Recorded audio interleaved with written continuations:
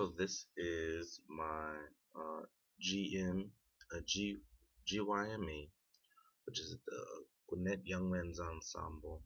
This is my choral year, and so YouTube will only allow me 10 minutes. So I will try to cover all of the topics and all the things that I learned, and hopefully underline from good. So, increased awareness of strength and growth and areas of growth. What I found out while I was there, or one of the things is my strength is I am a very solid baritone. Understanding this, especially junior year, is so important because as you come into senior year deciding what you want to do with your life, if you hadn't already, like me, I was going into junior year figuring out what I'm going to major in because all of these things are going to affect what colleges I apply to and who I become in the future. What skill set those are, and that holds for me. So understanding that I was a baritone was very important. Areas of growth and areas that I did grow in. Okay, so this is going to so the areas of growth and development of new skills are very important.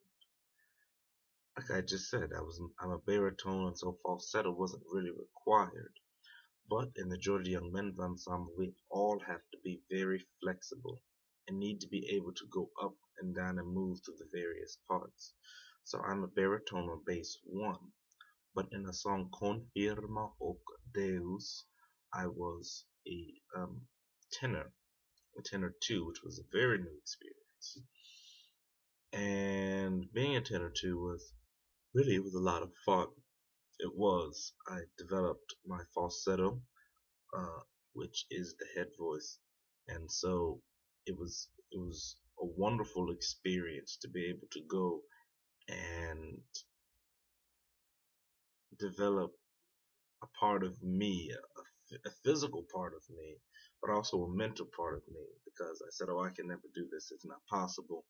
And the conductor simply said, of course it is. You're created in such a way that you can do it.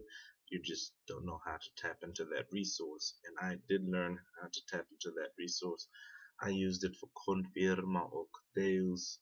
I would use it later um, on a choral pop arrangement of a Bruno Mars song. I would use it on a Shakespearean sonnet that we would sing, and so that was lots of fun. New challenges also centered around the falsetto, but another one was the last time that I had sung in a chorale of all men. It was the Atlanta Boy Choir. Very different sound, far more limited sound as far as the genre of music and the kind of sound, where when you have fully developed male voices or biologically fully developed but still refining, you can get such a wide variety of songs. I mean, in one concert we would sing Confirma Hoc Deus, and then we would sing, a very jazzy arrangement of a Christmas song. Um, we So that was interesting. Also being, and it almost sounds silly, but being comedic on stage was a very new challenge for me. I had been trained classically, where you stand up there and you sing and you play a part. And even in the roles that I had played in dramas, they were all very serious. I was always the evil villain because of my voice. And so being silly on stage, being light and funny was a very, very different experience, one that I appreciate very much. Um, and so part of that is working with others. There's this one song called that we sang, and it was called "The 12 Days of Christmas." What the heck was that?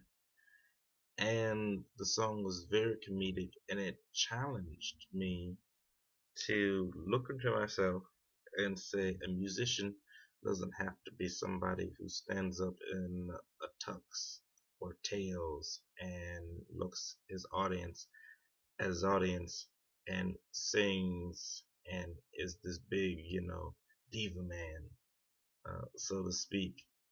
What it taught me was that you can have lots of fun on stage, lots of teenage fun.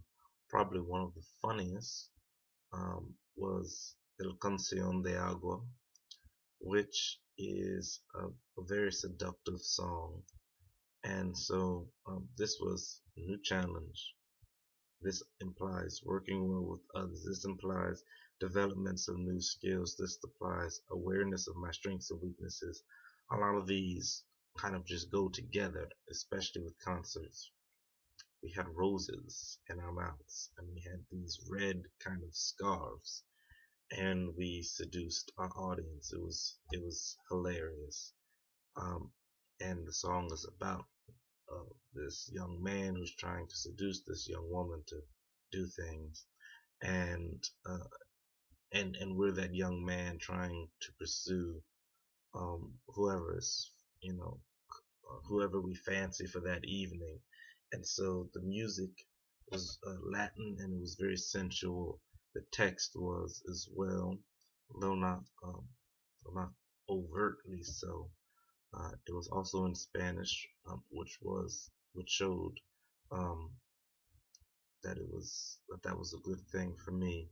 Um, I grew up in a house where Latin culture was very important because my mother is a Panamanian, but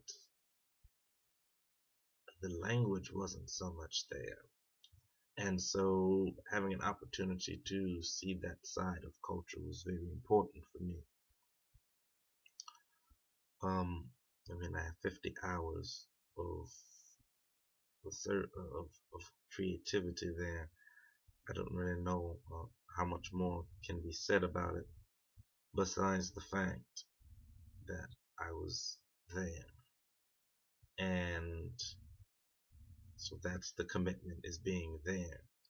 The perseverance is staying there and developing and working and remolding myself through all the sick days and whatnot. That's what the purpose is. 2 minutes. The other, or the last thing, is the ethical implications of my actions. And this is really important. This is a really big one. This is a really important one.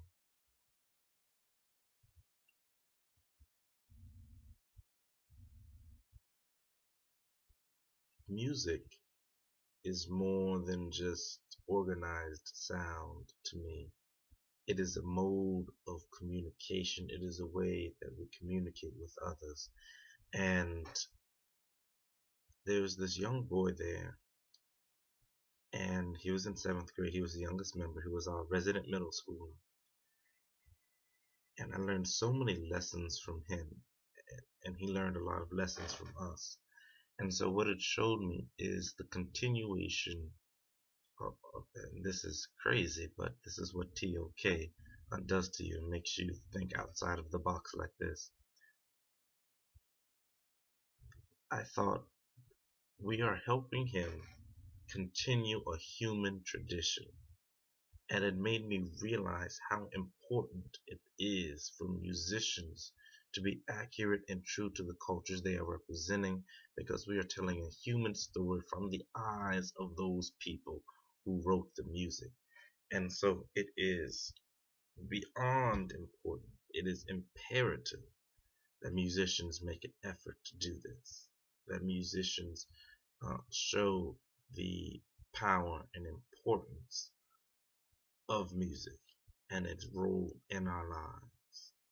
And so GYME multiple times made me realize this. And so that's my GYME choral year in a nutshell. Under 10.